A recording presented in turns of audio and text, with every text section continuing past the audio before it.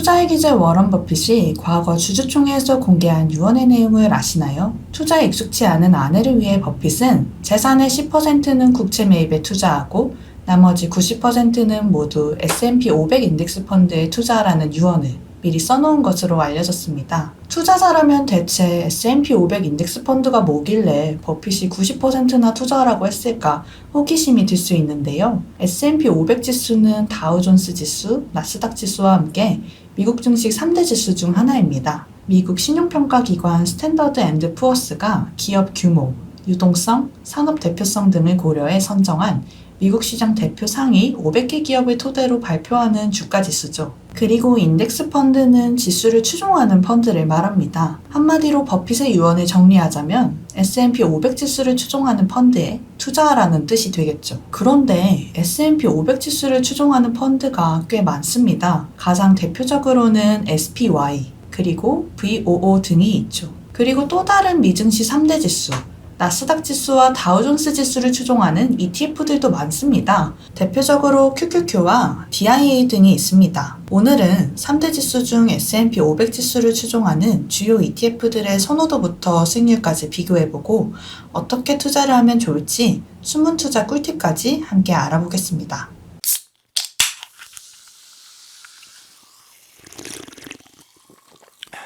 최근 미국 사이트 ETF.com에 따르면 올해 전 세계에서 가장 많은 돈이 몰린 상장지수 펀드는 뱅가드 S&P 500 ETF였다고 합니다. VOO로 잘 알려진 이 ETF는 올해 1월 1일부터 9월 28일까지 총 409억 2,385만 달러, 하나로 약 48조 4,743억 원이 몰렸다고 하는데요. VOO는 앞서 설명드렸듯 S&P 500 지수를 추종하는 ETF 중 하나입니다. 마찬가지로 순유입액 3위와 7위를 차지한 ETF도 iShares Core S&P 500 ETF와 SPDR S&P 500 ETF로 S&P 500 지수를 추종하는 ETF였는데요. 올해 같은 기간 IVV와 SPY에 순유입된 투자 자금은 각각 164억 4,539만 달러, 117억 6,521만 달러였다고 합니다. 이렇게 상위권을 S&P 500 인덱스 펀드들이 다수 차지한 것은 올해 S&P 500 지수가 사상 최고 기록을 연일 갈아치우며 우상향하는 모습을 보였기 때문인 것으로 보입니다. 최근에는 상승세가 약간 꺾여 연초 대비 15.92%의 상승률을 기록하고 있습니다. VOO와 SPY, IVV는 각각 뱅가드, 스테이트 스트리트 글로벌 어드바이저스, 블랙록이 운용하는 ETF로 운용사는 모두 다르지만 S&P 500 지수를 추종하는 만큼 전체적인 포트폴리오 구성이 비슷합니다. 참고로 S&P 500 지수에 속하는 상위 500개 종목은 미국 전체 시가총액의 75%를 차지할 정도로 규모가 큰 종목들이 대거 포함되어 있기 때문에 투자자들에게 인기가 좋은 편입니다. 섹터별로 자세히 살펴보면 기술주, 소비순환재, 금융, 헬스케어 순으로 비중이 높게 나타나 있는데요. 종목별로는 애플, 마이크로소프트, 아마존, 페이스북, 구글, 테슬라 순으로 비중이 높았습니다. 각 종목별 비중의 세부적인 수치는 약간씩 차이가 있을 수 있지만 상위 10개 종목이 전체 포트폴리오에서 약 27에서 28% 정도의 비중을 차지했습니다. ETF를 매수할 때는 운용 규모와 1거래량도 고려할 필요가 있는데요. 이는 투자자가 매도를 원할 때 규모가 크고 거래량이 많은 ETF일수록 바로 매도가 될 가능성이 높기 때문입니다. S&P 500 지수를 추종하는 ETF 가운데에서는 지난 1993년 출시된 SPY의 운용 자산이 가장 큰 규모를 자랑하는데요. SPY의 운용 자산은 4천억 달러를 넘어섰습니다. VOO와 IVV의 운용 자산보다 월등히 큰 규모죠. 하루 평균 거래량도 SPY, IVV, VOO 순으로 높게 나타났습니다. 연초 대비 수익률은 VOO, SPY, IVV 순으로 높게 나타났습니다. 수익률이 크게 차이나지 않지만 올해 순유입액 7위를 차지한 SPY에 비해 VOO와 IVV에 더 많은 돈이 몰렸던 이유는 저렴한 운용 수수료 때문인 것으로 보입니다. VOO와 IVV의 운용 수수료는 0.03%로 수수료가 0.095%인 SPY의 3분의 1 수준입니다. 따라서 상대적으로 저렴한 수수료를 지불하면서 동일한 수익을 얻고자 하는 ETF 투자자들이 올해 두 ETF에 몰린 결과로 볼 수 있겠죠. 주가는 10월 1일 기준 IVV가 435.95달러, SPY가 434.24달러, VOO가 399.12달러이며 배당률은 VOO, SPY, IVV 순으로 높았습니다.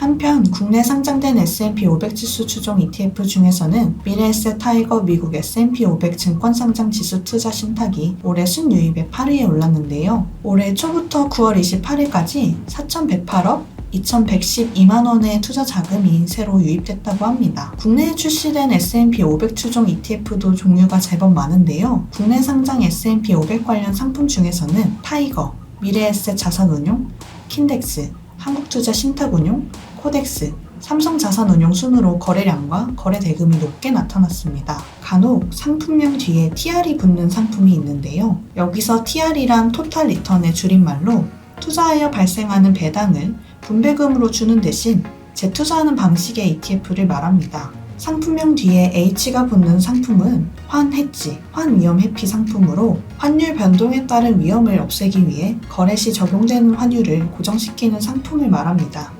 또한 레버리지 상품은 파생 상품에 투자해 지수보다 높은 수익을 추구하는 ETF입니다. 예를 들어 주가의 움직임을 2배로 추종하는 상품에 투자하면 지수가 오를 때 2배의 수익을 얻을 수 있지만 반대의 경우엔 2배로 하락하기 때문에 큰 손해를 볼 수도 있습니다. 인버스 상품은 지수의 가격이 올라야 수익을 거두는 보통의 ETF와 달리 지수가 하락했을 때 수익이 나는 방식의 상품을 말합니다.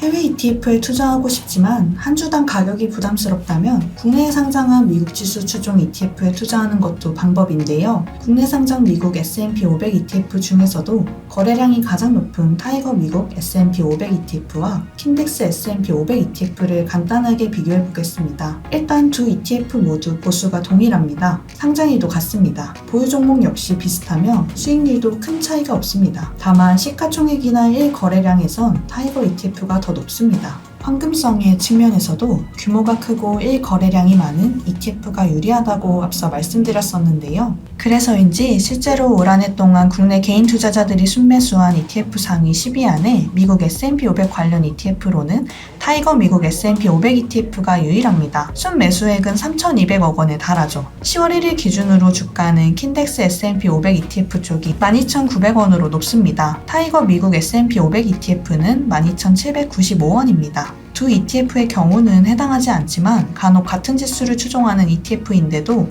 가격이 꽤 크게 차이 나는 경우가 있는데요. 결론부터 말씀드리자면 ETF의 주당 가격 차이는 ETF가 가진 자산의 가치와는 무관한 결과라고 할 수 있습니다. ETF의 가격은 자산운용사가 결정하며 상장할 때 주당 가격이 얼마로 정해졌는지, 또 ETF 상장일로부터 운용기간이 얼마나 오래되었는지에 따라 ETF의 가격이 달라질 수 있습니다. 만약 소액 투자자라면 아무래도 주당 가격이 낮은 ETF가 투자하기 유리할 수 있습니다. 주당 가격이 낮다면 더 많은 수의 ETF를 매수할 수 있으니 분할 매수나 분할 매도 시 편리할 겁니다.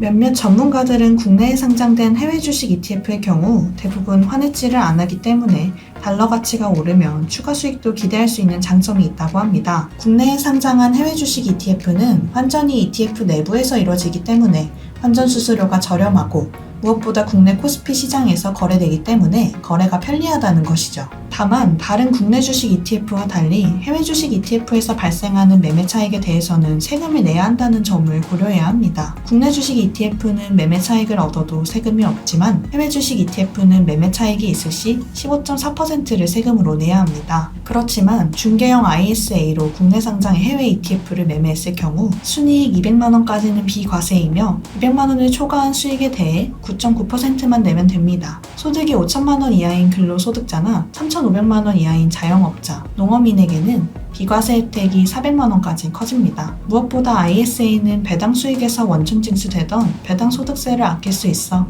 배당주 투자자들에게 효자 상품으로 꼽힙니다. 다만 연간 납입 한도는 2천만원이며 전체 납입 한도는 1억 원입니다. 2023년부터는 금융투자 소득세가 도입되는데 이때 모든 금융상품에 대한 양도차익의 22%의 세금이 부과됩니다. 즉 해외 주식형 ETF나 파생 ETF도 기존 15.4%의 세율이 22%까지 올라갑니다. 하지만 ISA를 통해 국내 상장 해외 ETF에 투자하면 비과세 또는 9.9%의 세율을 적용받기 때문에 절세 효과를 기대할 수 있다고 합니다.